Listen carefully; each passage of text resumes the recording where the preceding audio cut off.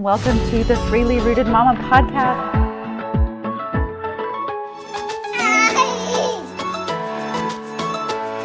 Where I am their mother, I make the choice. All right, welcome to another episode. Happy Thursday. I hope you all are doing awesome. Today, I'm doing a topic that was requested through a DM, and it's all about morning sickness. So, the lovely morning sickness affects about 80% of women. And I would say with when I was pregnant with Isaac, I think I only had like a couple days over the course of a couple weeks of morning sickness. But with Isla, I definitely had more morning sickness, and I'm going to put that in quotes because it was really sickness throughout all day. So even though it's called morning sickness can affect us not just in the mornings, but in the afternoons, in the evenings. And so I definitely had a harder time with that with Isla. Now, there's a lot of different opinions around why do we get morning sickness. Some people believe it's a protective mechanism that our bodies use when we are deficient in some sort of nutrient. Other people believe that has to do with the changing hormones and possible hormone imbalances going into pregnancy. So there's a lot of different thoughts around it. No conclusive, morning sickness equals this. But that being said, I did make a list of all the things that I know are there to help combat morning sickness. So if you are struggling with morning sickness, I have a nice patch of spit up right there on my shirt. If you are going through morning sickness, I'll go through a list of things that hopefully can help you. But what everybody can agree on is for sure, one of the ways to help combat morning sickness is to really make sure that you are eating a nutrient-dense, balanced diet. 2, that you are getting fresh air every day. 3, that you are getting adequate amounts of sleep. Especially for women, we need more sleep than men. And this is especially true, obviously, during pregnancy and often when you have your baby, you need more sleep. Sometimes that means a nap. Sometimes that means you're sleeping longer hours at night. So, that being said, making sure that you're prioritizing sleep. And lastly, that you are prioritizing some sort of movement. That doesn't have to be hardcore exercise. Doesn't have to be yoga. Doesn't have to look any specific way. But getting some sort of movement every day. And that could just be as simple as walking. So doing those 4 things we know really helps combat against morning sickness.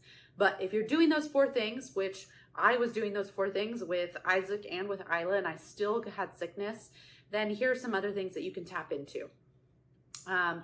Actually, before I go into a couple of those, I'll just make them all tips. So tip number 1 is don't let yourself get too hungry. This can sometimes cause the onset of the sickness to come. So that being said, making sure obviously that you're eating nutrient-dense foods, having really good meals that are full of protein and good fat, and then also keeping some handy snacks around, whether that's some beef sticks or bananas. I really love this, crackers are always a good one because they're, kind of blander in terms of, especially if you're having morning sickness and aversions to food. Crackers are always a good one. But I really liked this Simple Mills crackers. They're healthy. They're almond flour. So they were a good thing rather than using like saltines.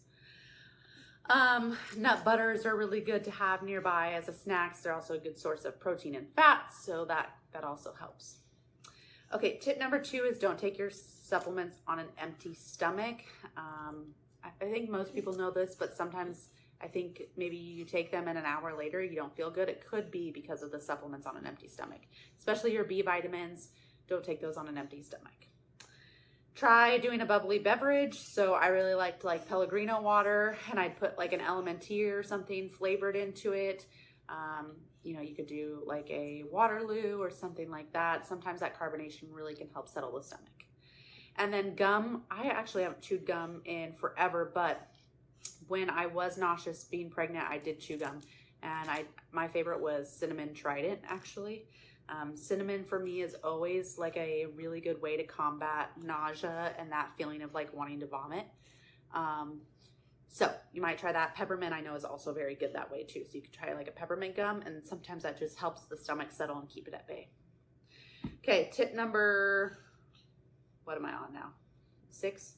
I don't even know anymore. Next one is vitamin B6. Make sure that you're taking a very good sourced vitamin B6 supplement.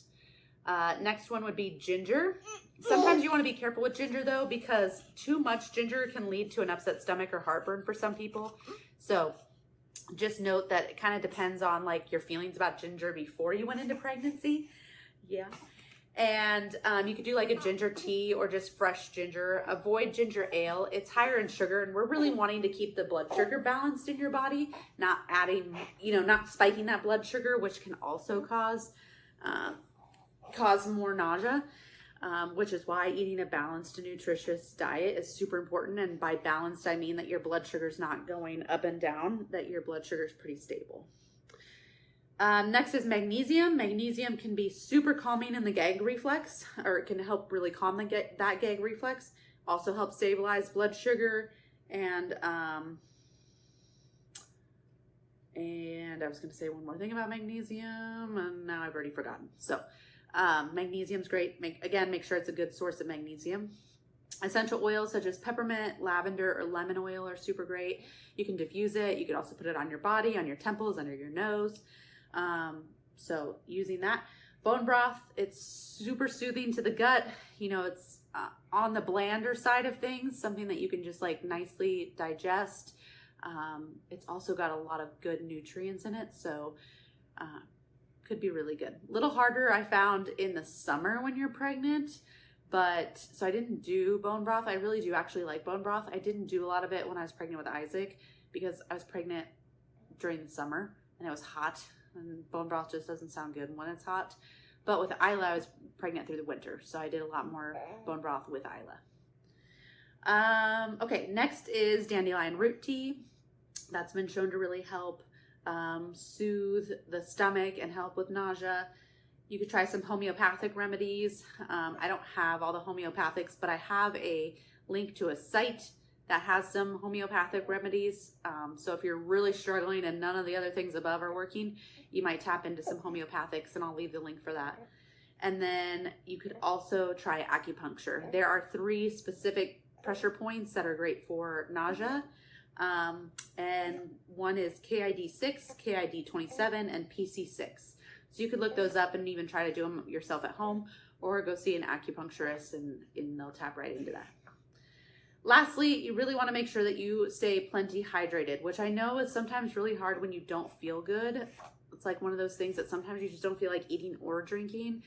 I know it's hard, but you got to get some sort of nutrients into you, and you've got to stay hydrated. Your blood volume is going up so much that you have to make sure you're hydrated. So you can try adding in like some sea salt to just help with some like minerals and electrolytes. You can try like an electrolyte, like I love Elementy. I use that all through the pregnancy, and it's just got a little bit of flavor. I'm getting electrolytes in it, and I'm staying hydrated. You could also do like some coconut water, which would be really hydrating as well.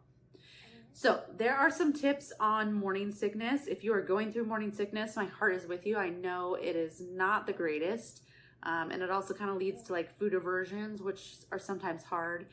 I find that a lot of women with food aversions, it comes down to protein. Like you're a big meat eater and all of a sudden you don't want anything to do with meat, which was me on both of my pregnancies. It's crazy because I am a definite like, give me some red meat and I'll eat the crap out of it person. But with both of my pregnancies, I had a really hard time with red meat. And I had a really hard time with protein, like just meat in general, which is such a great source of protein, right? So we did a lot of like things. Maybe I'll do a podcast on that. We did a lot of things on how to help make sure I was getting in enough protein. And that only lasted a little while. So here's what I'll tell you about morning sickness. It won't last forever. I don't want to promise you, because I'm sure there's like 1 or 2 people out there that it did last forever. But typically it's that first 4 to 8 weeks of pregnancy is when it's really the hardest. Could lead all the way up to 12 weeks into that first trimester. And then it should go away after that. So my heart is with you if you're going through morning sickness. I hope maybe some of these tips can help in some way. Otherwise, I hope you have a beautiful day. Find me on Instagram. DM me there if you've got questions, things you want to learn more about. I love all the last 5 episodes have been created based off things that you guys have reached out to me on. So with that, have a beautiful day.